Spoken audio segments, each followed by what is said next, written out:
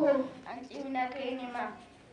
Atoo qaddaamoo farkaa barsiisota ciccimoo dhaloota kan dhimmanii aadaa safuu uummataa sirriitti kan beekanii dandeettiidhaaf ogummaa hedduu kan guutamanii dandeettiidhaaf ogummaa hedduu kan guutamanii.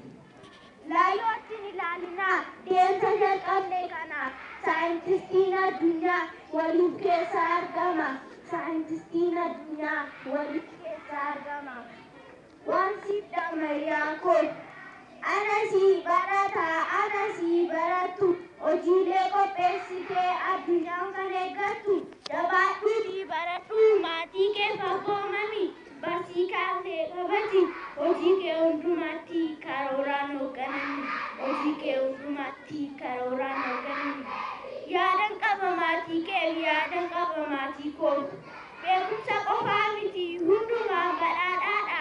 Aadaa ofii mul'achuu diinagdeedhaan guddachuu sheerii waliif bitachuu biyya ofii guddisuu aadaa ofii mul'isuu fidee dhufeera waliif hundinuu naaf himadhaa ergaa koo isa dhumaa dhala keessan barsiisuuf waliifumaa filadhaa kan kanas ni qopheessa namni keessaa baate waan na dhaggeeffataniif guddaa galatoomna.